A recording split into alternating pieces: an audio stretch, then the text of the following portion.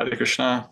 Hare Krishna, everyone, and welcome to the first class of the Krishna book, Jai.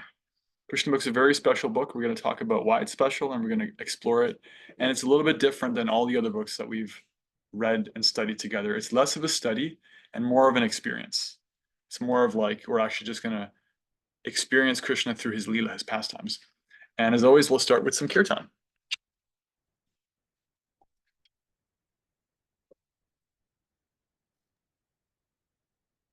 More people are joining. It's amazing.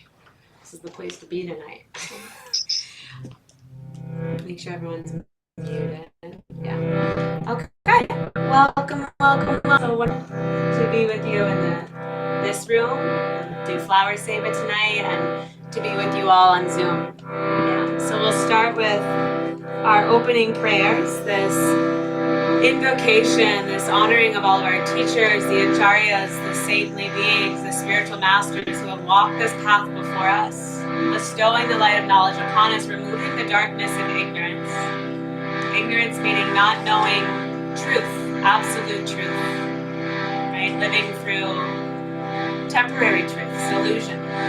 We honor all spiritual teachers of all spiritual paths and all spiritual lineages. All are welcome here. And we open our hearts and our minds in a mood of receptivity, in a mood of humility, searching for knowledge and being willing to receive it when it comes. Take a deep breath and fill up.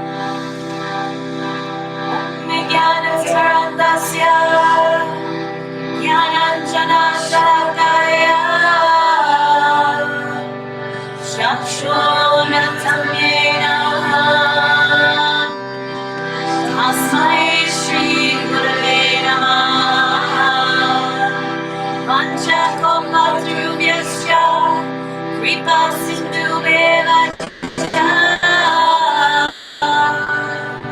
Patitanamyo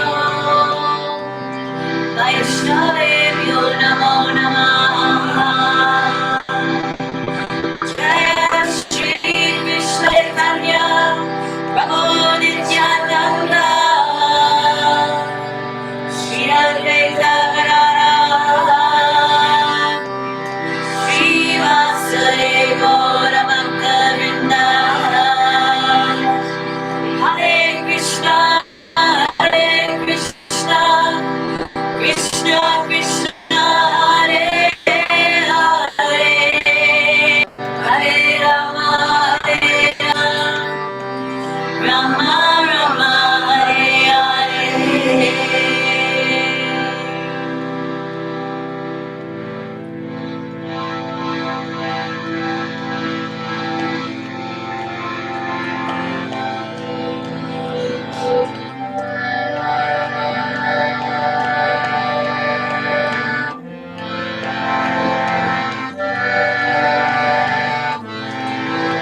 Hare Krishna, Hare Krishna, Krishna Krishna, Hare Hare,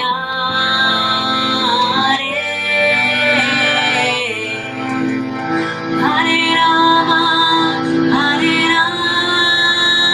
Rama, Rama Rama, Hare Hare. Haribol. Hare Krishna, Hare Krishna,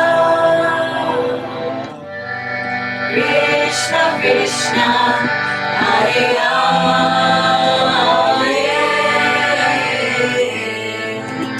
Hare Rama, Hare Rama, Rama Rama, Hare Hare.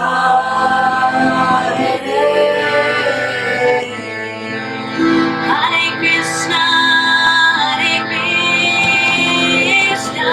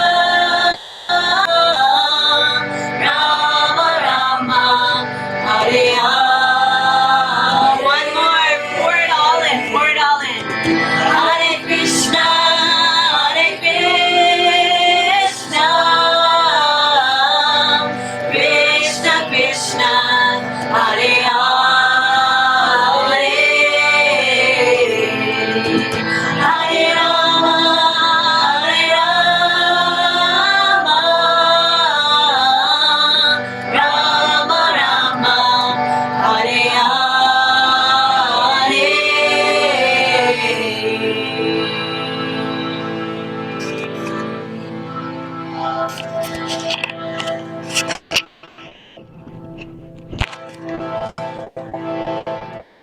Shri Lord Chaitanya Mahaprabhu ki Nitai ki Jai. Shri Krishna Bhagavan ki Jai. Harinam Sankirtan ki Jai. Shastra Study Guru Hari Hari Bol. Om Jnana-timirandhasya Jnananjana-shalakaya Chakshurmilitam Yena Tasmai Shri Gurave Namaha Vanchakalpatarubhyascha Kripa Sindhubhya Eva Cha Patitanam Pavanebhyo Vaishnavebhyo Namo Namaha Jai Shri Krishna Chaitanya Prabhu Nityananda Shri Advaita Gadadhara Srivasadi Gaura Bhaktivinoda Hare Krishna, Krishna Krishna, Hare Hare, Hare Rama, Rama Rama, Hare Hare. Hare Krishna. So, new year, new book. And Krishna book is very special. And we're welcoming a special guest, Salik. And Salik just contacted me today by Krishna's arrangement for about something else. And then I mentioned that he asked me how I'm doing. I said, well, I'm leading these classes and I'm just starting a book today. And he said, I want in. So Salik and I met in 2015 in Denver, my second year as a monk. And I started this program called Bhakti Life because I wanted people to have a chance to get together in groups and chant Hare Krishna and read and learn about what Bhakti is and ask any questions they want to ask. And we had a really killer Sunday feast with like 150 people, but it was in space. And Salik was there on the ground floor, and I've known him since. And we've worked together and we've served together, and he's a good friend. And it's good to have you. It's great to have you, actually. Thank you. It's great to be here as well. Hare Krishna. Welcome. Jai. So, Krishna book. Now, Srila Prabhupada, when he came to the West, he came with Bhagavatam. He came with the first canto of Bhagavatam, and his goal was to systematically translate the Srimad Bhagavatam, which is 18,000 verses, in 12 cantos, and it's systematic. It's amazing. And he went very systematically from beginning. He got to the 10th canto, 13th chapter before he left his body. But in 1970, pretty early in his time with us, he paused his translation of the Srimad Bhagavatam. And he paused it so they can give us the Krishna book. So what is the Krishna book? The Krishna book is just the 10th canto. So Srila Prabhupada stopped where he was. I think he was in the middle of canto 3. And he went all the way up to canto 10. Which is really telling, because Srila Prabhupada in many places, including in his purports to Bhagavatam, he says, this is a work that's meant to be studied systematically. And that's true. And what's also true is the 10th canto is very special. It's the largest canto by far. It has 90 chapters. I think the most any other chapter canto has is something like 32. And that's pushing it. 30 chapters or so. It is the longest canto. It's the canto where Krishna, the Krishna we know, the son of Nanda Maharaj, the protector of cows, he has his personal pastimes in canto 10. It's a lot of Leela. So the first 9 cantos are a lot of philosophy and various different avatars, expansions of Krishna, his incarnations, different interactions with different devotees, and all of it's leading to the 10th canto. So Srila Prabhupada's faith in the importance of Krishna's pastimes was such that he pressed the pause button, transcendental pause button, on canto 3, and he said, let's give him canto 10, because if he does, his thinking was, if I don't make it, if I'm not here on the planet when I get to canto 10, then they won't get canto 10. And that's just not good enough. Because Krishna is all attractive. So all of his incarnations are Ramachandra, Kurmadev, the boar incarnation, or Singadev, half lion, half man, Vaman, the little tiny Brahmin boy. So many different incarnations are described in Bhagavatam, and allusions are made to many, many others. But Krishna, as is stated in the first canto, chapter 3, Ete Changsha Kalaf Pungsa Krishnas tu Bhagavan Swayam. All these incarnations and incarnations of incarnations are expansions and expansions of Krishna. There's a partial list of incarnations of about 20 list about 20 long in that chapter. Krishna's tu Bhagavan Swayam. Krishna, however, is the original Supreme Personality of Godhead. and he manifests in always to serve his devotees. So Krishna, as we learned in the Nectar of Devotion, in all of his forms, manifests qualities that, as expansions of Krishna, as living entities, we actually cannot attain. There are some qualities that Krishna, as God, as the Supreme Lord, manifests that we never attain. Even great devotees like Lord Shiva, who's actually not actually a jiva, he's actually higher than us. He has his own set of qualities that are unique to him. He also cannot attain the qualities of Krishna. But of all the forms of Krishna, Krishna himself actually has a handful of qualities that he doesn't manifest anywhere else. And so the 10th canto is very sweet. It's very sweet. And it's considered to be Krishna's smiling face. The Bhagavatam is like his whole form. The first and second cantos are like his lotus feet. Then you have his legs, and you're going up and up and up. The 10th canto is his smiling face. It's his beautiful smiling face. That's where you look when you're trying to connect. The eyes are the windows to the soul, right? So the 11th canto is the crown of his head, his intelligence. Lots of philosophy in canto 11. So canto 10 is very sweet. And so unlike with our other books, such as the Bhagavad Gita, Nectar of Instruction, even Nectar of Devotion, although there's philosophy, because Srila Prabhupada weaves in philosophy always, so that we're grounded, in my opinion, and the opinion of a lot of devotees that I know, the Krishna book is really experiential learning. It's less kind of didactic, which means there's going to be less of me teaching you stuff. But if we listen to Srila Prabhupada, he'll be teaching us stuff, because like I said, he does weave the philosophy in. But I think the value of Krishna book is in just hearing. So there's going to be a lot of me reading. There's going to be a lot of just kind of like maybe passing the book around, and others can take turns reading. And I'm thinking, usually we have like reflections and homework and stuff between sessions. I think the homework is going to be devotees just finding a section and reading from it anywhere. And the reason why that works, I'm going to share a really interesting quote from Srila Prabhupada. It's actually from his servant, Shrutakirti Das. And Shrutakirti served Srila Prabhupada as a personal servant very closely for several years. And he writes this. He said, every afternoon we would have Krishna book readings. And I, fortunately, was the designated reader. Sometimes Prabhupada would make comments during the readings. Sometimes he would just sit very quietly, and sometimes he would laugh. I would always try to find stories about demons, because Prabhupada had more than others. He would usually laugh when Krishna was killing the demons. One day while I was searching for a story to read, he said, just read from anywhere. Krishna is like a sweet ball. Wherever you bite, it's sweet. Then I quickly went and began reading. So Krishna, the 10th canto, and therefore the Krishna book, is Krishna's life chronologically. There's a couple small exceptions in the middle where it like jumps a little bit in his middle pastimes, but it's basically Krishna before he's born, why he's born, when he's born, little tiny baby Krishna growing up all the way, 90 chapters. And that's great. And at the same time, if you look at the size of the book, it's pretty thick. We're not going to read this out loud all together. Well, it's not a bad idea. Actually, Krishna book is the book out of all of Srila Prabhupada's books I've read the most. I think I've read it like 6 times now. And I may as well share this story. The first time I ever went to Vrindavan, I was at the Krishna Balaram Mandir, Srila Prabhupada's temple there, and this senior devotee, I don't know what I was doing, just watching my luggage or something. It was like my second day, just figuring stuff out. This senior devotee came up to me and started talking, and he was just very enthusiastic about Krishna. And he said to me, he's a very unique personality. And he said to me, I've read the Krishna book 84 times. I've been reading it every 6 months for 42 years. Let me tell you, Prabhu, and his eyes got really wide. It just gets better. Really far out guy. His name was Akhiladhar Das, and he'd read the Krishna book every year, twice a year, every year. So on his recommendation, we're going for it. We'll see how many times we can get it in this lifetime. But because it's small print and it's 900 pages, 800 pages, we're not going to get through it as just a reading endeavor.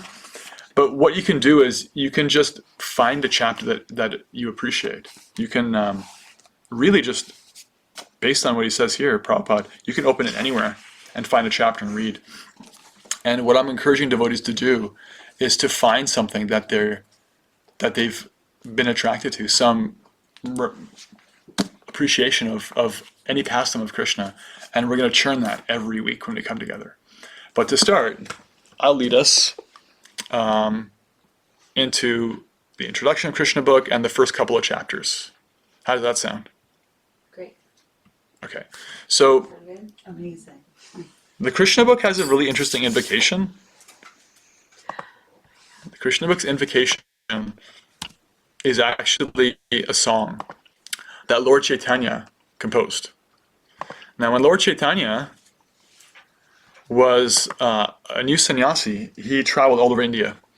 And he traveled all over India going to different temples, and he was in a deep mode of just trying to see Krishna and serve him. And he, at one point, was traveling through the forests of Chadikanda, and they're very deep, they're very wild still, but then, 500 years ago, even more so. And when he was there, he wrote this song. It's in the Chaitanya Charitamrita. So I'm going to read it. Let's sing it. Yeah, Let's sing it together. sing it. Krishna, Krishna, Krishna, Krishna, Krishna, Krishna, Krishna, Hey. Krishna, Krishna, Krishna, Krishna, Krishna, Krishna, Krishna, Hey. Krishna, Krishna, Krishna, Krishna, Krishna, Krishna, Rakshamam. Krishna, Krishna, Krishna, Krishna, Krishna, Krishna, Pahimam. Rama Raghava, Rama Raghava, Rama Raghava, Rakshamam. Krishna Keshava, Krishna Keshava, Krishna Keshava, Pahimam. It's a very ecstatic song because 95% of it is just the word Krishna. And hey means just hey. It's just like an exclamation. Krishna, hey. Pahimam and Rakshamam are two ways of saying protect me. Protect me. It's a song or prayer for protection that he was singing, Lord Chaitanya. And Srila Prabhupada includes it as the invocation, so it's really cool. We'll chant it at the beginning of every class. Now, It's on page. it's in the introduction. It's in the beginning of the introduction. Page 1. So, talked about why Srila Prabhupada translated it to have access to Krishna's pastimes, because they're so sweet and so attractive. And what he did, because the 10th canto, when you read the 10th canto itself, the philosophy isn't really interwoven because it's already there in the first 9 cantos. It's there in Bhagavad Gita. And the 10th canto was just Krishna speaking and his devotees, and they said this and did this, then went there and killed this demon, and then they danced, and it's playful. Now, the way Krishna book is organized, Srila Prabhupada is basically like one paragraph of that, and then the next paragraph is philosophy. So you'll kind of feel that flow when we read it, that there is the lila, the pastimes, and then Srila Prabhupada will ground us. He'll ground us with reference to Bhagavad Gita, reference to our modern world, reference to other shastras, different things like that. So that's kind of the flow of it. Cool little note that the first printing of the Krishna book was sponsored by George Harrison, actually. George Harrison was chanting Hare Krishna. George Harrison is a devotee, and he's a devotee for life after he met Srila Prabhupada. And at one point, Srila Prabhupada said to his disciples, we really want to get this Krishna book. He said, but we need money to print it. Have you talked to George Harrison? Maybe he's interested in sponsoring. One of the devotees said, oh, Srila Prabhupada, I really haven't brought up money with him. I don't want to make him feel like we're trying to, I don't want him to feel this is like a mercantile thing. And Srila Prabhupada said, well, you can bring it up, see what happens. And so they had dinner at George Harrison's manor, which he later donated to the devotees.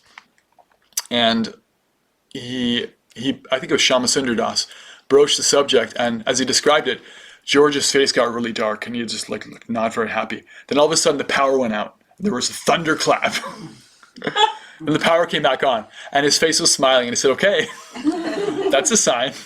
You got it." And so, before the introduction, he actually writes a little introduction of his own from Apple Core.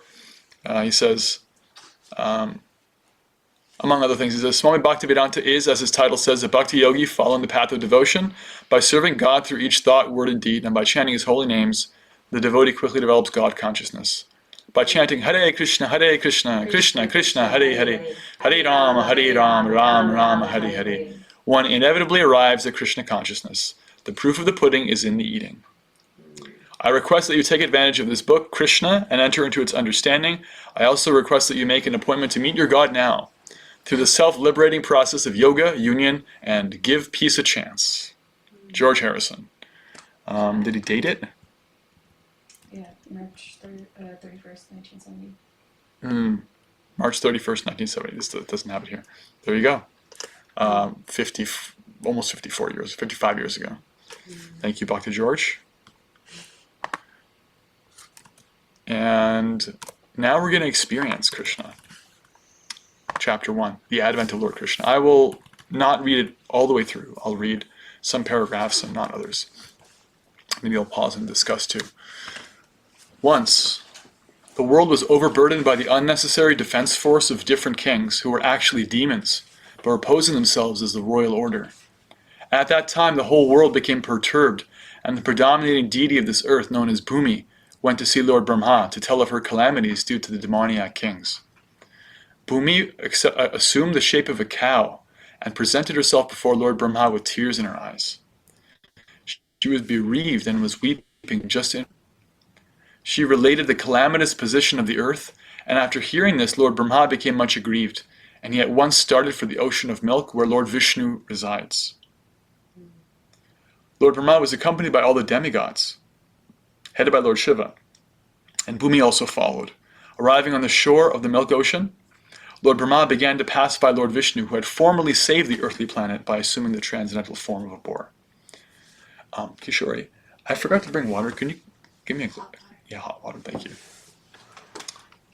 So there's a description now of how the demigods, when they want to have instruction from Vishnu, the incarnation of Krishna, they chant the Purusha Sukta prayers. The Purusha Suktas are found in the original Vedas, and they're prayers to Vishnu, to the Lord.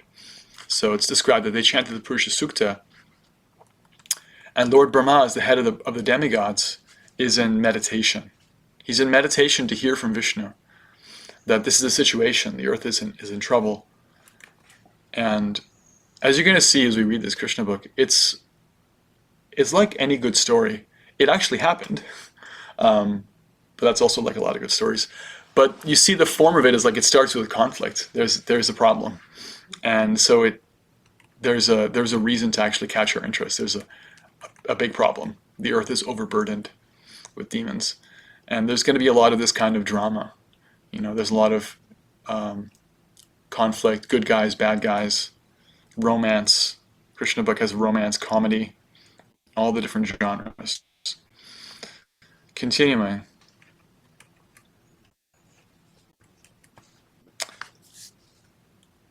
As stated in the beginning of Srimad Bhagavatam, Tene Brahma Hridaya Adi Kavaye, the transcendental knowledge of the Vedas was transmitted to Lord Brahma through the heart. Here also, in the same way, only Brahma could understand the message transmitted by Lord Vishnu, and he broadcast it to the demigods for their immediate action. The message was this: the Supreme Personality of Godhead would appear on the earth very soon, along with his supreme powerful potencies. And as long as he remained on the earth planet to execute his mission of annihilating the demons and establishing the devotees, the demigods should also remain there to assist him. They should all immediately take birth in the family of the Yadu dynasty, wherein the Lord would also appear in due course of time. The Supreme Personality of Godhead himself, Krishna, would personally appear as a son of Vasudeva. Before his appearance, all the demigods, along with their wives, should appear in different pious families in the world just to assist the Lord in executing his mission. The demigods were further informed that Ananta, the plenary portion of Lord Krishna, who is maintaining the universal planets by extending his millions of hoods, would also appear on earth before Lord Krishna's appearance. Ananta is an expansion of Balaram, Krishna's first expansion. Balaram, of course, will appear in Krishna's pastimes as Krishna's older brother. He appears before Krishna. They were also informed that the external potency of Vishnu, Maya, with whom all the conditioned souls are enamored, would also appear by the order of the Supreme Lord just to execute his purpose. After instructing and pacifying all the demigods, as well as Bhumi, with sweet words, Lord Brahma, the father of all Prajapatis, or progenitors of the universal population, departed for his own abode, the highest material planet called Brahmaloka. So now, scene change. Now we're in modern-day India. We're going to hear about the goings-on in the Mathura district. The leader of the Yadu dynasty, King Shurasena, was ruling over the country known as Mathura, wherein lies the city of Mathura, as well as the district known as Shurasena, named after him. Once upon a time, Vasudeva, the son of Shurasena, just after marrying Devaki, was going home on his chariot with his newly wedded wife. The father of Devaki, known as Devaka, had contributed a sufficient dowry because he was very affectionate toward his daughter. According to the custom of the Vedic civilization, when a girl is married, her brother takes the sister and brother-in-law to their home. Because the newly married girl may feel too much separation from her father's family, her brother goes with her until she reaches her father-in-law's house. So, Devaki, blushing bride, and her husband, Vasudev, just had this ceremony. They just got married, and they're going to his home, and they're being escorted by her brother, Kamsa. Sorry. Oh boy. Spoiler. There's a beautiful description of the procession, elephants, chariots, beautiful women, her friends. A variety of music. Kamsa was the son of Ugrasena of the Bhoja dynasty. It is said that Kamsa was the most demoniac of all the Bhoja dynasty kings. Oops, I missed something. Here we go.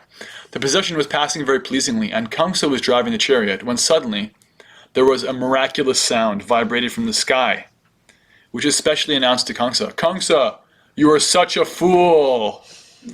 You are driving the chariot of your sister and your brother-in-law, but you do not know that the 8th child of this sister will kill you." Dun, dun, dun. And then we hear that he was the most demoniac of all the Bhoja dynasty kings. Immediately after hearing the prophecy from the sky, he caught hold of Devaki's hair and was just about to kill her with his sword, because her 8th child is going to kill him. He's accepted this as prophetic. Just a second ago, he was driving her home. This is how the fickleness of the loyalty of somebody in material consciousness. Vasudev, the groom, was astonished at Kamsa's behavior, and in order to pacify the cruel, shameless brother-in-law, he began to speak as follows, with great reason and evidence. "My dear brother-in-law, Kamsa, you are the most famous king of the Bhoja dynasty, and people know that you are the greatest warrior and a valiant king. How is it that you are so infuriated that you are prepared to kill a woman, who is your own sister, at this auspicious time of her marriage? Why should you be afraid of death? Death is already born along with your birth. From the very day you took your birth, you began to die. Suppose you're 25 years old. That means you have already died 25 years. Every moment, every second you're dying. Why then should you be so much afraid of death? Final death is inevitable. You may die either today or in 100 years. You cannot avoid death. Why should you be so much afraid? This body is exactly like one of the bodies which we always see in dreams. During our dreams of sleep, we create so many bodies according to mental creation. We have seen gold, we have also seen a mountain, so in a dream we can see a golden mountain by combining the two ideas. Sometimes in dreams we see that we have a body which is flying in the sky, and at that time we completely forget our present body. Similarly, these bodies are changing. When you have one body, you forget the past body. During a dream, we may make contact with so many new kinds of bodies, but when we are awake, we forget them all. And actually, these material bodies are the creations of our mental activities. But at the present moment, we do not recollect our past bodies.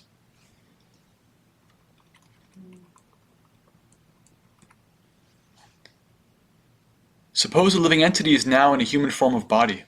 He thinks that he belongs to the human community or a particular country or a particular place. He identifies himself in that way and unnecessarily prepares for another body which is not required by him.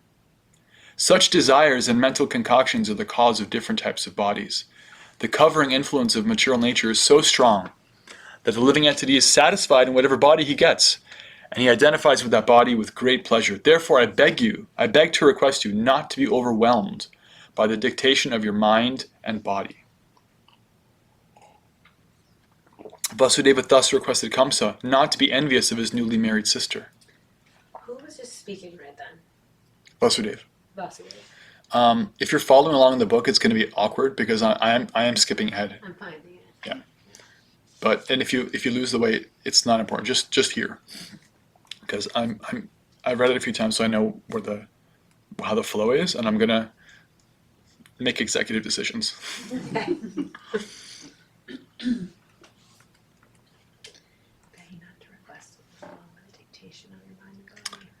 Vasudeva thus requested Kamsa not to be envious of his newly married sister. Envious here means like antagonistic. The position is overall so delicate, Vasudeva reasoned, that if you kill her, it will go against your high reputation. In this way, Vasudeva tried to pacify Kamsa by good instruction, as well as by philosophical discrimination. But Kamsa was not to be pacified, because his association was demoniac. Because of his demoniac association, he was a demon, although born in a very high royal family. A demon never cares for any good instruction. He is just like a determined thief. One can give a moral instruction, but will not be effective. Similarly, those who are demoniac or atheistic by nature can hardly assimilate any good instruction, however authorized it may be.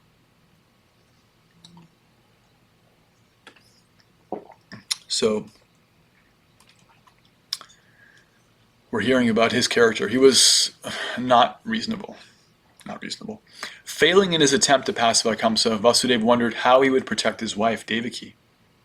When there is imminent danger, an intelligent person should try to avoid the dangerous position as far as possible. But if, in spite of endeavoring by all intelligence, one fails to avoid the dangerous position, there is no fault on his part. One should try his best to execute his duties, but if the attempt fails, he is not at fault. Vasudeva thought of his wife as follows: for the present, let me save the life of Devaki. Then later on, if there are children, I shall see how to save them.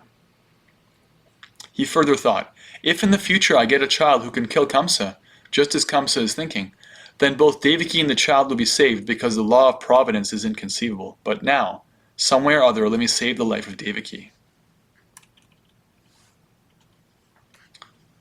Vasudeva, after deliberating on how to save his wife, began to speak to Kamsa with great respect, although Kamsa was the most sinful man. Sometimes it happens that a most virtuous person like Vasudeva has to flatter a person like Kamsa, a most vicious person. That is the way of all diplomatic transactions. Although Vasudeva was deeply aggrieved, he smiled outwardly. He addressed the shameless Kamsa in that way because he was so atrocious. Vasudeva said to Kamsa, "My dear brother-in-law, please consider that you have no danger from your sister. You are awaiting some danger because you have heard a prophetic voice in the sky. But the danger is to come from the sons of your sister who are not present now, and who knows? There may or may not be sons in the future. Considering all this, you are safe for the present. Nor is there cause of fear from your sister. If there are any sons born of her, I promise that I shall present all of them to you for necessary action." Kamsa knew the value of Vasudeva's word of honor, and he was convinced by his argument. For the time being, he desisted from the heinous killing of his sister. In this way, he returned to his home. Each year thereafter, in due course of time, Devaki gave birth to a child. Thus she gave birth to 8 male children, as well as 1 daughter. When the first son was born, Vasudeva kept his word of honor and immediately brought the child before Kamsa. It is said that Vasudeva was very much elevated and famous for his word of honor, and he wanted to maintain this fame. Although it was very painful for Vasudeva to hand over the newly born child, Kamsa was very glad to receive him. But he became a little compassionate with the behavior of Vasudeva. This event is very exemplary. For a great soul like Vasudeva, there is nothing considered to be painful in the course of discharging one's duty. On the other hand, a demon like Kamsa never hesitates in committing any abominable action. It is said, therefore, that a saintly person can tolerate all kinds of miserable conditions of life. A learned man can discharge his duties without awaiting favorable circumstances. A heinous person like Kamsa can act in any sinful way, and a devotee can sacrifice anything and everything to satisfy the Supreme Personality of Godhead.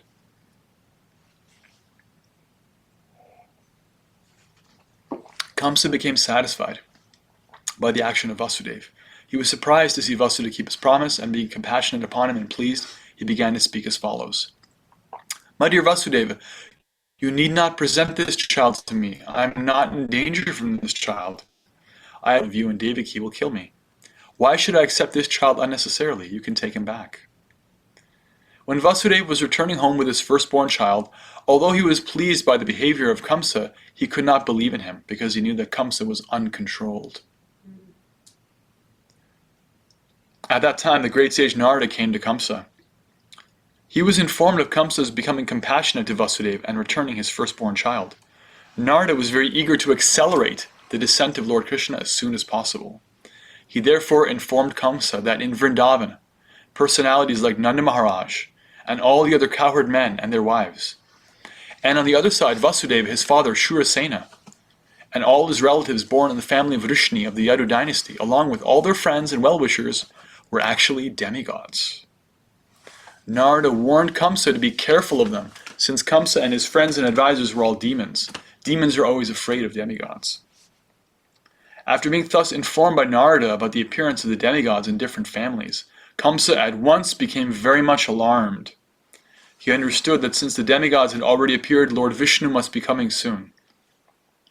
He at once arrested both his brother-in-law Vasudeva and Devaki and put them behind prison bars. Within the prison, shackled in iron chains, Vasudeva and Devaki gave birth to a male child year after year. And Kamsa, thinking each of the babies to be the incarnation of Vishnu, killed them one after another. He was particularly afraid of the eighth child, but after the visit of Narada, he came to the conclusion that any child might be Krishna. Therefore, it was better to kill all the babies who took birth from Devaki and Vasudeva. This action of Kamsa is not very difficult to understand. In the history of the world, there are many instances in the history of the world of persons in the royal order who have killed their father, brother, or whole family and friends for the satisfaction of their ambitions. There is nothing astonishing about this, for members of the demoniac, greedy royal order can kill anyone for their nefarious ambitions. Kamsa was made aware of his previous birth by the grace of Narada. He learned that in his previous birth he had been a demon of the name Kalanemi, and that he had been killed by Vishnu. Having now taken his birth in the Bhoja family, he decided to become the deadly enemy of the Yadu dynasty. Krishna was going to take birth in that family, and Kamsa was very much afraid that he would be killed by Krishna, just as he had been killed in his last birth. He first of all imprisoned his father, Ugrasena, because he was the chief king among the Yadu, Bhoja, and Antaka dynasties, and he also occupied the kingdom of Shurasena, Vasudeva's father. He declared himself the king of all such places. Thus ended the Bhaktivedanta purport of Krishna, the advent of Lord Krishna. Any reflections? This is a common theme that Narada kind of shows up and instigates because he wants to get things moving, a lesson learned, or for Krishna to arrive, or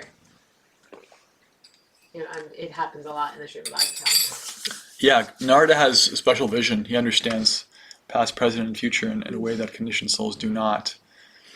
So he's instigating Kamsa to violence, but as we're going to see, it's not just good, it's absolutely good.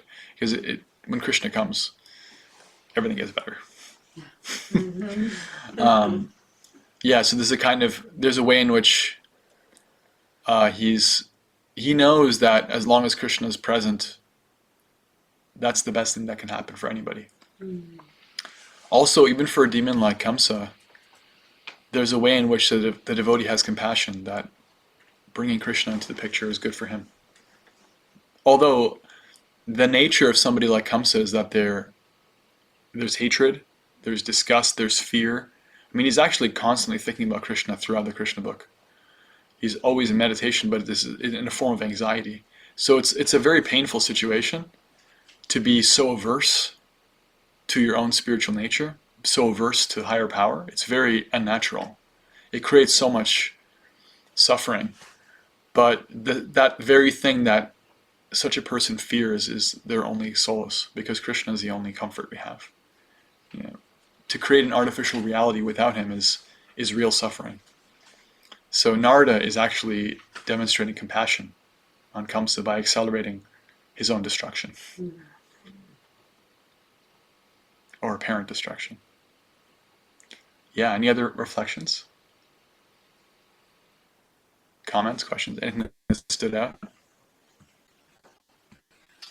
I think it's interesting that as someone who's described as atheistic, that, you know, he hears the prophecy from the sky and immediately he's like, oh my gosh, I have to do something about this.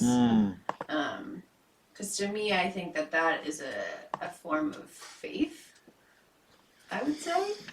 Yeah. So it's just very interesting to hear in my black and white logic brain. I was like, well, that doesn't make sense. Like, or because I guess Kamsa and his background of being a demon in his past lives, what he does may not make sense. Anyway. Yeah. Well, there's that. There's the way in which when somebody is that illusioned, you know, Vasudeva spends a lot of the chapter talking to him about, hey, you're not your body. The body is changing. It's going to go anyway. Like, what do you think you're going to change by, you know, if this is even true, what can you change? You have to leave the body you're in anyway. When someone is so convinced they are their body, they're that illusion, which there is to their own behavior. It's a kind of insanity. It's insanity. It literally means unhealthy. There's a way in which the mind is completely unhealthy when one has that level of ignorance.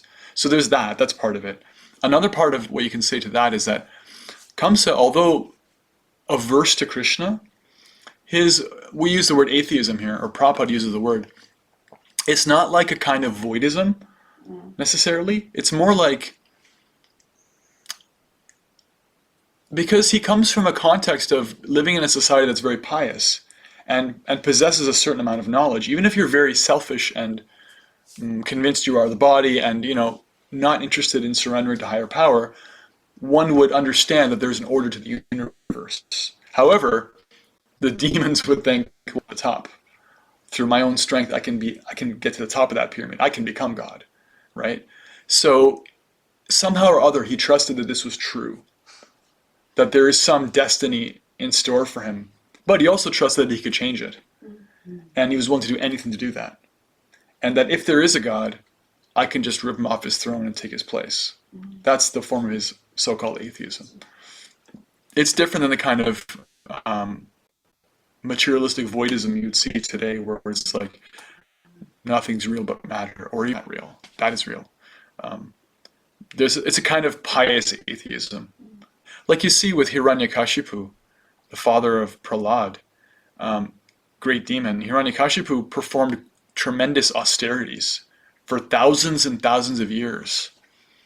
And he took those austerities on because he knew that if he performed them successfully, the demigods would be obliged to grant him benedictions. And he approached them after having performed austerities so powerful, it ended up destroying him, just living in the bones of his own corpse, you know? And then he was brought back to life and he said, I want to live forever.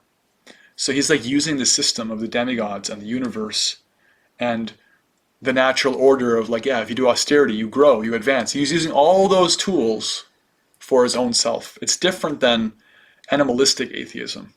It's a more kind of intellectual cunning type of thing, because they have knowledge. And when you have more knowledge, you can do more damage. So that's the kind of atheism we're seeing from these demons. Good question. It's almost like it should be a different word. Yeah. Because atheism literally means no God. Without theism. Yeah, it's almost like like making himself God. It's like it's a kind of self-worship where he believes that he can supplant any so-called God, and he's willing to use the rules of the universe for his own end. You know. We have some things happening in the chat. Oh, cool. I've been seeing. Let's see for a that. while. Oh wow, there's a lot going on here. Yeah. The sound is somewhat skippy. Oh no. Is this still skippy? Is it still skipping around? Can you guys hear? Tanya says we can hear it, but it's really choppy. Oh, there. And the music, like, not even understandable. Oh, you're choppy too. Must be the internet connection. No. Maybe it's your sound system. We can turn the sound on my computer and turn it off on yours. Let's try that. Turn yours off first. You gotta mute your computer too.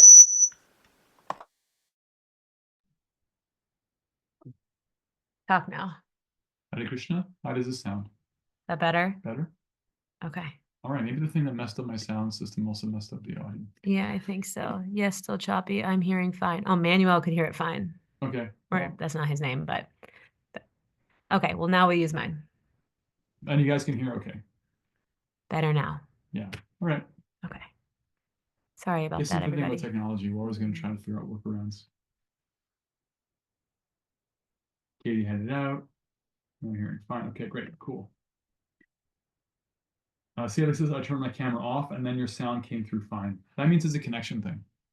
Because if you turn your camera off, you're creating less load for the internet connection. So something about the connection that's being created is not very good. So if that happens on your end and you're not hearing very well, turn off your camera and try that. And then you'll get the audio feed without having to carry the video feed.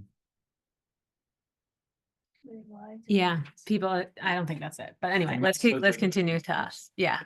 Anyway. Speak loudly, and I'm moving this closer to you. Yes. Yeah. Any more reflections, comments, questions from the first chapter? What's the timeline? We're talking 5,000 years ago? Yeah, a little more than 5,000 years ago. It's the end of the previous yuga and into the beginning of Kali Yuga. I guess my one reflection is going to be, again, kind of my spiritual background, that I love the similarities, especially in the first few chapters of the Krishna book, about how closely this follows the birth of Christ. And like how, there was, I had a feeling, Melanie, you were going to say that too. And that, there was this edict by the king to kill all the babies. And then Christ was born in a barn, because rather than a jail, but same kind of thing, and I just love the fact that these Vedic texts were like so old and been around so much longer, but the faiths are kind of building off of each other. And again, it's one Krishna, it's one God with lots of different traditions that Krishna has given us to come to him. But I just think it's really beautiful, some of the synergies that we see with this story and some of the stories that some of us grew up with. So I just think it's really beautiful. Jai, thank you. I really liked how dramatic it is. Immediately we have the earth praying on behalf of all of us for the suffering that's happening, and the demigods are getting engaged, and then we hear that Krishna says, I'm going to appear, and so all of my devotees should come with me from the demigods down. And then we go to this kind of the context of humans onto the earth, and we have Vasudeva and Devaki had celebrating their wedding, and then Kamsa shows up and he's about to murder his own sister. And this like voice from the sky that sets everything in motion. And yeah, I just think it's really dramatic. I like that.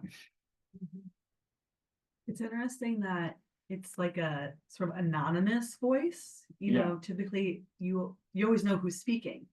Doesn't identify itself. Right. Yeah. Continuing chapter 2. Prayers by the demigods for Lord Krishna in the womb. This is actually a very philosophical chapter. This is one of the more philosophical chapters of Canto 10, because the demigods give like 40 different verses of prayer, and each one is a different angle on what it means that Krishna is appearing. So I'll read a little bit of this chapter, and then we'll go to chapter 3.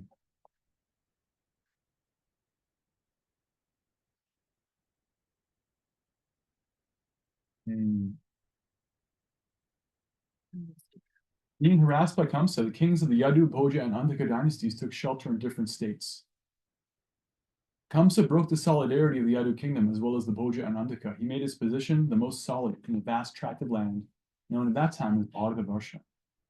When Kamsa was killing the 6 babies of Devaki and Vasudeva one after another, many friends and relatives of Kamsa approached him and requested him to discontinue these heinous activities. but all of them became worshippers of Kamsa. When Devaki became pregnant for the 7th time, a plenary expansion of Krishna known as Ananta appeared within her womb. Devaki was overwhelmed with both jubilation and lamentation. She was joyful, for she could understand that Lord Vishnu had taken shelter within her womb, but at the same time she was sorry that as soon as her child would come out, Kamsa would kill him. At that time, the Supreme Personality of Godhead, Krishna, being compassionate upon the Yadus, who were fearful due to the atrocities committed by Kamsa, ordered the appearance of Yoga Maya, his internal potency. Krishna is the Lord of the universe, but he's especially the Lord of the Yadu dynasty. Yoga Maya is the principal potency of the personality of Godhead. In the Vedas, it is stated that the Lord, the Supreme Personality of Godhead, has multi-potencies. All the different potencies are acting externally and internally, and Yoga Maya is the chief of all potencies. The Lord ordered the appearance of Yoga Maya in the land of Vrajabhumi and Vrindavana, which is always decorated and full with beautiful cows. In Vrindavana, Rohini, one of the wives of Vasudeva, was residing at the house of King Nanda and Queen Yashoda. Not only Rohini, but many others in the Yadu dynasty were scattered all over the country due to their fear of the atrocities of Kamsa. Some of them were even living in the caves of the mountains. The Lord thus informed Yogamaya, quote, "Under the imprisonment of Kamsa are Devaki and Vasudeva, and at the present moment my plenary expansion, Shesha, is within the womb of Devaki. You can arrange the transfer of Shesha from the womb of Devaki to the womb of Rohini. After this arrangement, I am personally going to appear in the womb of Devaki with my full potencies. Then I shall appear as the son of Devaki and Vasudeva, and you shall appear as the daughter of Nanda and Yashoda in Vrindavan. Since you will appear as my contemporary sister, and since you will quickly satisfy desires for sense gratification, people within the world will worship you with all kinds of valuable presentations." Krishna and Yogamaya appeared as brother and sister, the Supreme Powerful and the Supreme Power.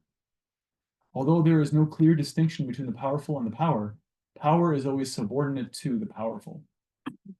Those who are materialistic are worshippers of the power, but those who are transcendentalists are worshippers of the powerful. Krishna is the Supreme Powerful, and Durga is the supreme power within the material world. That's Maya, Durga, external energy. Actually, people in the Vedic culture worship both the powerful and the power. There are many hundreds and thousands of temples of Vishnu and Devi, and sometimes they're worshipped simultaneously. The worshipper of the power Durga, or the external energy of Krishna, may achieve all kinds of material success very easily, but anyone who wants to be elevated transcendentally must engage in worshiping the powerful in Krishna consciousness. The Lord also declared to Yogamaya, "My plenary expansion, Anantashesha, is within the womb of Devaki. On account of being forcibly attracted to the womb of Rohini, he will be known as Sankarshana, and will be the source of all spiritual power, or bala, by which one can attain the highest bliss of life, which is called Brahmana. Therefore, the plenary portion Ananta will be known after his appearance either as Sankarshana or as Balaram." Prabhupada comments, in the Upanishads it is stated, Nayam Atma Balahine Lapya. The purport is that one cannot attain the supreme platform of self-realization without being sufficiently favored by Balaram. Bala does not mean physical strength. No one can attain spiritual perfection by physical strength. One must have the spiritual strength which is infused by Balaram, or Sankarshana. Ananta, or Shesha, is the source of the power which sustains all the planets in their different positions. Materially, this sustaining power is known as the law of gravitation, but actually it is a display of the potency of Sankarshana. Balaram, or Sankarshana, is the source of spiritual power, or the original spiritual master. Therefore, Lord Nityananda Prabhu, who is also the incarnation of Balaram, is the original spiritual master. And the spiritual master is a representative of Balaram, the form of the Supreme Personality of Godhead, who supplies spiritual strength. So, what's happening here is that Vasudeva and Devaki have had 6 children. Kamsa has murdered each one of them. Devaki, is now pregnant with the 7th. And Krishna is speaking to his own energy and saying, this is what I would like you to do. Present in the womb of Devaki is my own expansion. And so that expansion is Balaram, also known as Sankarsana, Krishna's first expansion. And that Balaram, Prabhupada is helping us understand Bala means strength. And the context here really means spiritual strength. That Balaram is the one who gives spiritual strength to anybody who wants to approach Krishna. He's the first expansion of Krishna, and he's engaging everybody in approaching Krishna. He manifests his mercy through spiritual teachers. The guru principle manifests from Balaram. Balaram is the first teacher, and anybody who's functioning as a guru is empowered by Balaram. Prabhupada speaking about that. So Krishna is saying, take Balaram out of the womb of Devaki and put him in the womb of Rohini, who's already in Vrindavan. Then I, Krishna says, I will appear in Devaki's womb. I will take birth as her 8th child. Balaram will take birth from Rohini. He's the 7th child. Thus ordered by the Supreme Personality of Godhead, Yogamaya circumambulated the Lord and then appeared within this material world according to his order.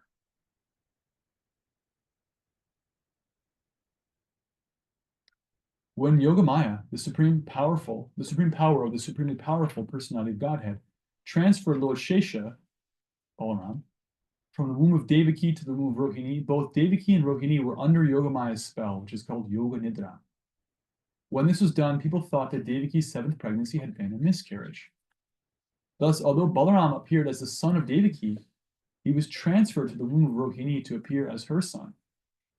After this arrangement, the Supreme Personality of Godhead, Krishna, who is always ready to protect his unalloyed devotees, entered within the mind of Vasudeva as the Lord of the whole creation with full inconceivable potencies.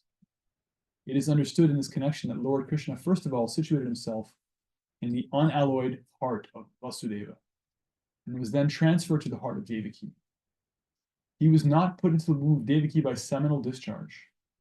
The Supreme Personality of Godhead, by his inconceivable potency, can appear in any way. It is not necessary for him to appear in the ordinary way, by seminal injection within the womb of a woman. So philosophically, this makes sense because actually Krishna is already everywhere. Because everywhere is just a manifestation of his energy. So it's already just resting on him. As the source of all that energy, he's already there in any particular place or time. So for him to manifest his own personal self anywhere, anytime, is his prerogative. Because he's already there in an unmanifest way.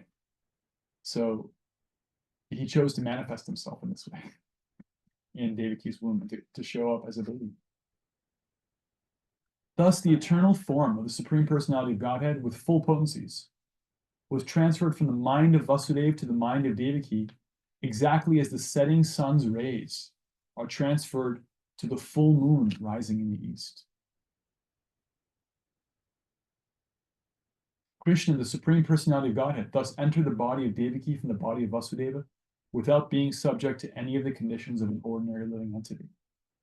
Since Krishna was there, it is to be understood that all his plenary expansions, such as Narayana, and incarnations like Lord Nrsimha and Varaha, were with him, and they also were not subject to the conditions of material existence. In this way, Devaki became the residence of the Supreme Personality of Godhead, who is one without a second and the cause of all creation. Devaki became the residence of the absolute truth.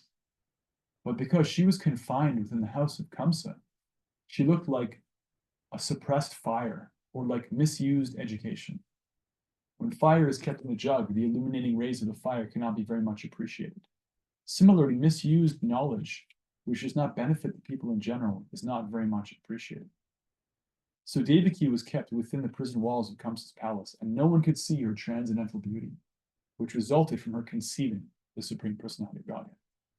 Kamsa, however, saw the transcendental beauty of his sister Devaki, and he at once concluded that the Supreme Personality of Godhead had taken shelter in her womb. She had never before looked so wonderfully beautiful. He could distinctly understand that there was something wonderful within the womb of Devaki. In this way, Kamsa became perturbed because he was sure that the Supreme Personality of Godhead, who would kill him in the future, had now come. Kamsa began to think, what is to be done with Devaki? Surely she has Vishnu or Krishna within her womb, so it is certain that Krishna has come to execute the mission of the demigods. And even if I immediately kill Devaki, his mission cannot be frustrated. Kamsa knew very well that no one can frustrate the purpose of Vishnu. Kamsa thought, if I kill Devaki at the present moment, Vishnu will enforce his supreme will more vehemently. To kill Devaki just now would be a most abominable act. No one desires to kill his reputation, even in an awkward situation. If I kill Devaki now, my reputation will be spoiled. Devaki is a woman. She's under my shelter. She's pregnant. And if I kill her, immediately my reputation, the results of my pious activities, and my duration of life will all be finished. Kamsa thus meditated on all the pros and cons of killing Devaki at that time. Kamsa finally decided not to kill Devaki right away, but to wait for the inevitable future. But his mind became absorbed in animosity against the personality of Godhead. He patiently waited for the delivery of the child, expecting to kill him, as he had done previously with the other babies of Devaki. Thus, being merged in the ocean of animosity against the personality of Godhead, he began to think of Krishna or Vishnu while sitting, while sleeping, while walking, while eating, while working, in all the situations of his life. His mind became so much absorbed with the thought of the Supreme Personality of Godhead that indirectly he could only see Krishna or Vishnu around him. Unfortunately, although his mind was so absorbed in the thought of Vishnu, he is not recognized as a devotee because he was thinking of Krishna as an enemy. To think of Krishna favorably is Krishna consciousness, but to think of Krishna unfavorably is not Krishna consciousness. At this time, Lord Brahma and Lord Shiva, accompanied by great sages like Narada and followed by many other demigods, invisibly appeared in the house of Kamsa. They began to pray to the Supreme Personality of Godhead in select verses, which are very pleasing to the devotees and which award fulfillment of their desires. There's a nice painting of this, of Devaki pregnant. I could probably look it up for you, actually. I saw the original in the Denver Temple. It's kind of a famous painting and a movement. And she's sitting, looking anxious, because she's thinking, the Lord has appeared within me, but as soon as he's born, he's going to be killed. So let's share a screen here. Got it. All glories to the internet. Hang on here. There it is. She's got her head in her hands, and she's glowingly beautiful because she has Krishna inside her. And she's thinking, what is to be done? And around her, we see here Lord Shiva, he's praying, Brahma is praying, Narada with his Veena is praying, demigods, female demigoddesses, so many, because they understand what's actually happening. They can see through the Leela here to some degree because of their elevated position, and they're excited for Krishna's appearance. And they're praying to Krishna before he even comes. And the rest of this chapter is their prayers. And their first prayer, Srila Prabhupada says, is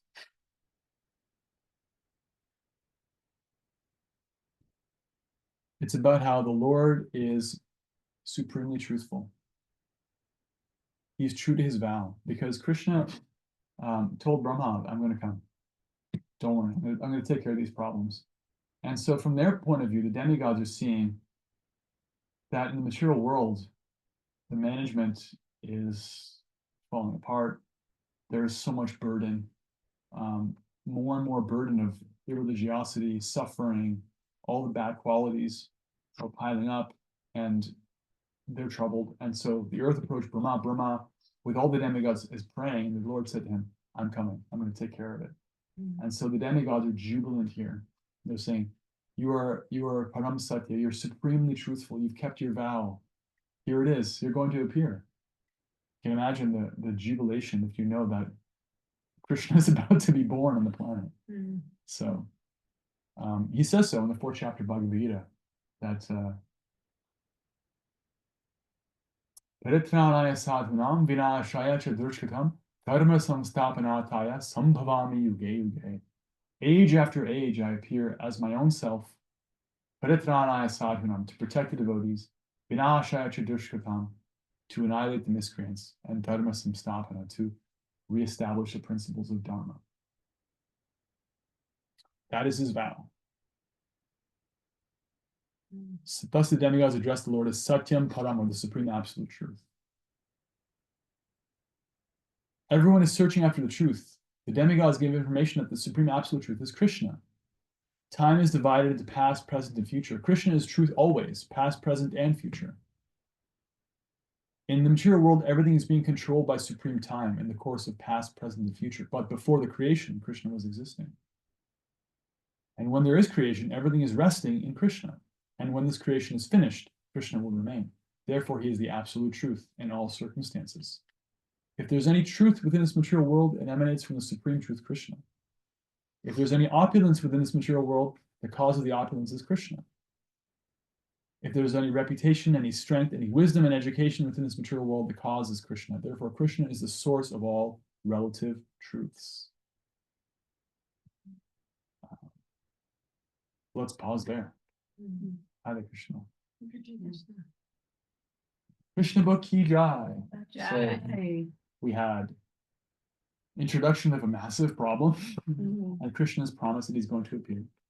Then we had the incident of Devaki and Vasudeva and Kamsa grabbing his sister by her hair, ready to cut her throat.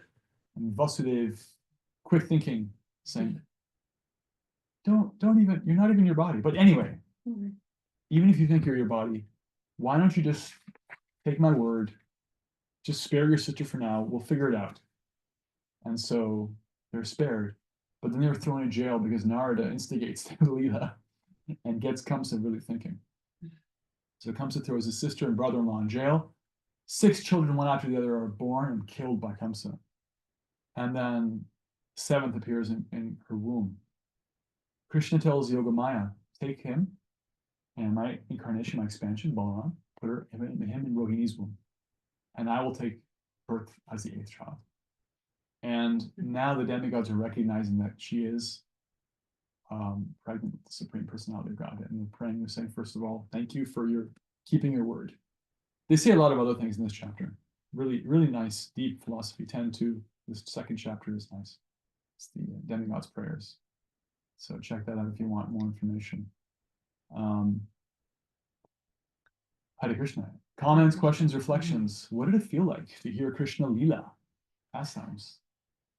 I'm having a moment of appreciation for Yogamaya. Yogamaya. It's so sweet that Krishna says, you can arrange, do this little switcheroo, and Yogamaya like goes for that. It's like it's like a first moment that I'm seeing the like relationship and like the collaboration between Krishna and Yogamaya that is necessary for us. Yeah, the verse that Prabhupada quoted is Parasya Shaktir Vividhaiva Shriyate Svabhavaki Jnana Balakriyasha.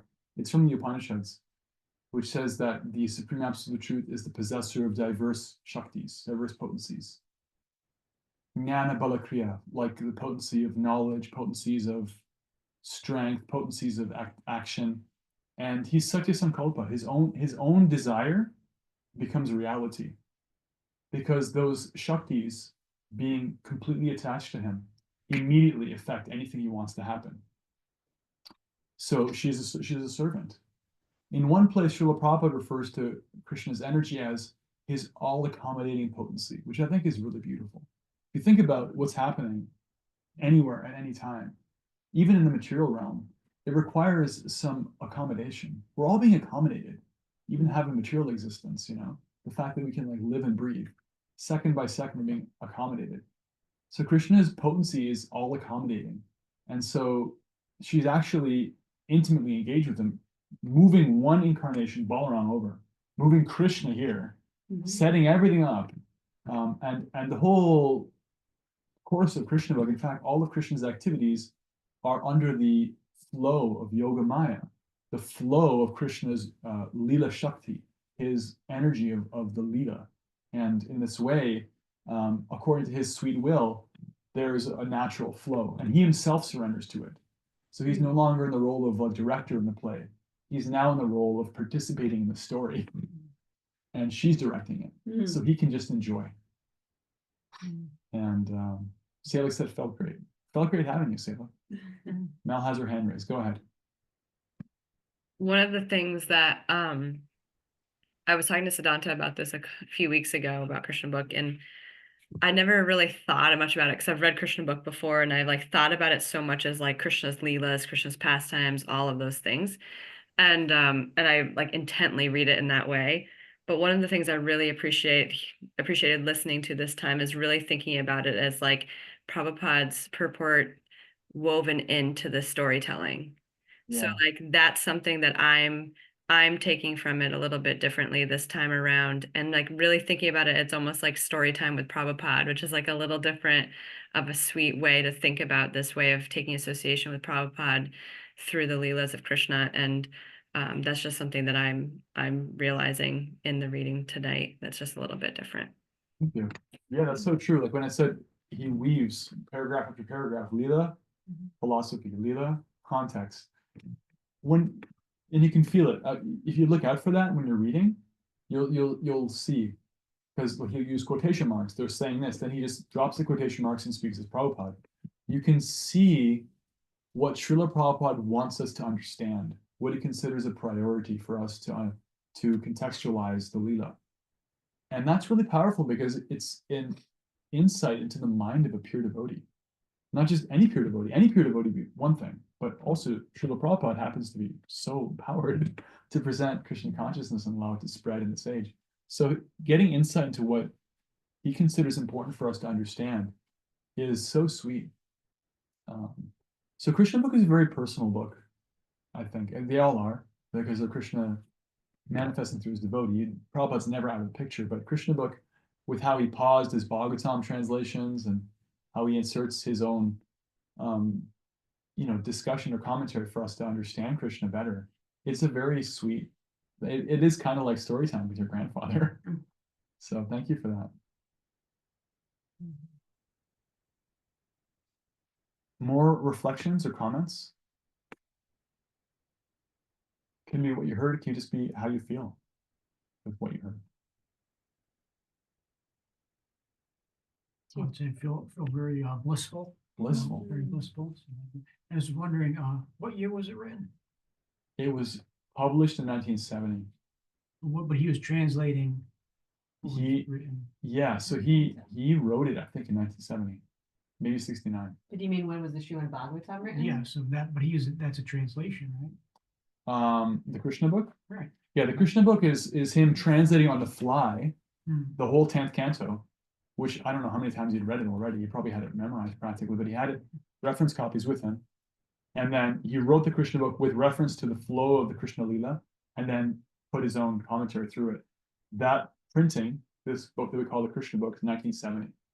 And before and after that was his systematic Bhagavatam, which is like every verse is translated Sanskrit word by word with a full word for word translation, commentary, and that style. That was What done. was the Bhagavatam? The Bhagavatam by Srila Prabhupada, his No, translation. when was The the, original. It's about 5,000 years old. After Was it in Krishna's Sanskrit? Yes, it's in Sanskrit. Yeah, it's there's a discussion in the first canto of its manifestation by Vyasadeva. Vyasadeva and Narada talk about in the first canto, chapter 5, and then chapter 6 and 7 talk about it more. And it's itself a compilation of several previous discussions that have happened. So it's kind of complicated, but it's basically 5,000 years old. But it's containing stories from much older too, previous yugas even.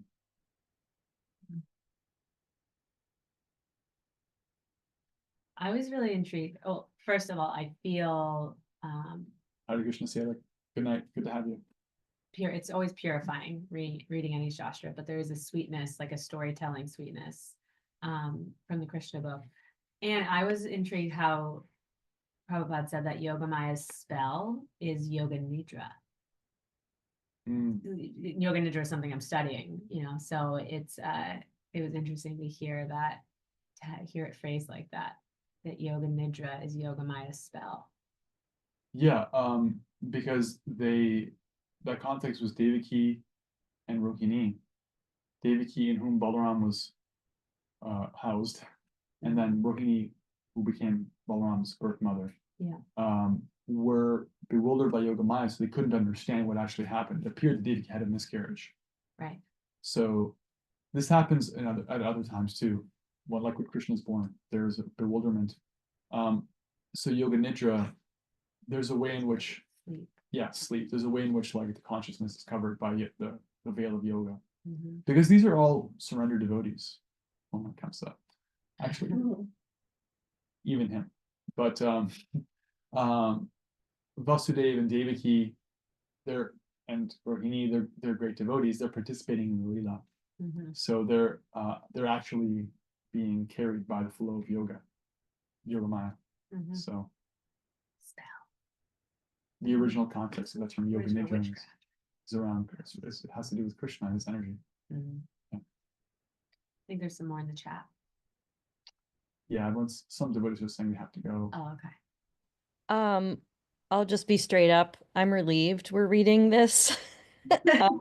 It's nice to have a break from what has felt like some very dense Shastra that's been challenging to understand. And it's reminding me a little bit of Light of the Bhagavata, which was also like so light and enjoyable and warm fuzzies from reading that and understanding it. So I'm just frankly just relieved that feels like things will maybe make a little more sense than they have the past couple months.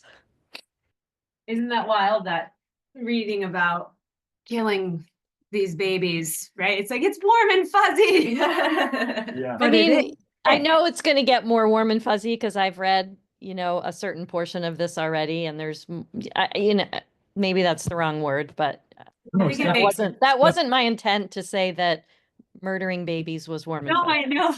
But isn't it funny how it can feel warm and fuzzy no matter what the demon is doing? No, but it is warm and fuzzy when Because it it happens is. in Krishna's lila. That's Yeah. the cool thing. It actually works out. The other thing I was going to mention about Krishna book is it's kind of like a spiritual comic book, because the way that they printed it, there's so many pieces of amazing art. So like just looking at it here, here's the first one I could find. Here is Brahma being approached by the demigods, praying to Vishnu for clarity. Here's Kamsa on the chariot and being pacified by Vasudeva. Here's that piece of art I found earlier online.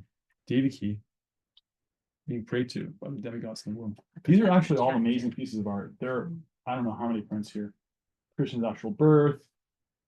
We're gonna just, whenever these come up, I'm gonna refer to the piece of art. And I strongly recommend everybody to check them out. Look really closely at them. They're really detailed. They were all created under the specific detailed guidance of Srila Prabhupada in accordance to Shastra. So they're amazing. Call them windows to the spiritual world, these pieces of art. Eileen. I was just going to say something super simple, but I appreciate this book so much because, we're all trying to fall in love with Krishna, right? And we're all trying to have ourselves be attractive to Krishna and understand, what that means. And by learning about Krishna and his Leela and going through it, kind of to piggyback off of what Aaron said, like to take it through this story, like it helps us learn, and it helps us learn more about him so we can be friends with him, so we can fall in love with him. Like you can't, when I got to know Erin, she shared her stories about her growing up and her families, and you get to know somebody through their stories. And Srila Prabhupada is gifting us this as a way to kind of hear Krishna's story and get to know him more and fall in love with him. So I really appreciate this from that standard. Like we need to know the guardrails and we need to know how to not forget him and how to remember him, but also we want to fall in love with him. And this is like just such a beautiful way to do that. Yeah. Definitely. It's what I said at the very beginning. It's it's experiential. We're actually experiencing Krishna just by being swept away in the flow of the pastimes. And that's a big part of what we're supposed to do as devotees, and it's really sweet. It's a lot less heady, although Prabhupada helps us to be grounded and not completely fly off into the ether, because he connects the Leela to practical philosophy. But he does it in such an unobtrusive way, I feel, that it's not like, it doesn't challenge the brain so much. It's just, Mhm. helps you make sense of what's happening and gives you another spoonful of sweet Lila. And that's what Aaron was saying. Yeah. Yeah. Jai. So for next week, I'm kind of sitting with what the homework is going to be. I don't think it's going to be homework exactly. Definitely reflect back anything you heard from the reading or the class or discussion. But I'm opening it up. Read those on their own too. Read those chapters. Yeah, read those chapters 1 and 2. You can also read intro, preface, George Harrison's dedication. But if you want to read ahead and you want to comment on any of that too, that's also okay. I'm also open to that because we're going to get there. And even if we don't, it's okay to get out of order a little bit. So that's all I'm going to give for homework today. I'll think more about what we can do Right. around that next time. One takeaway, something that struck them from the reading. Yeah. Want to do that. Takeaways are always there. Definitely share a takeaway in WhatsApp. Okay. Srila Prabhupada ki jai. Jai. Krishna book ki jai. Jai. Vanchakalpatarupyascha kripasubhudeva cha patitanam pavanebhyo vaishnavebhyo namo namo. Thanks to the great turnout. Thank you to our YouTube contingent. And thank you to George Harrison. And to the thunderstorm that convinced them to give us money to the printing. That's right. Yeah. Another voice in the sky. That's the difference. When a devotee hears a voice in the sky, they're like, all right, I'm down. Whatever you want, Krishna. Haribol.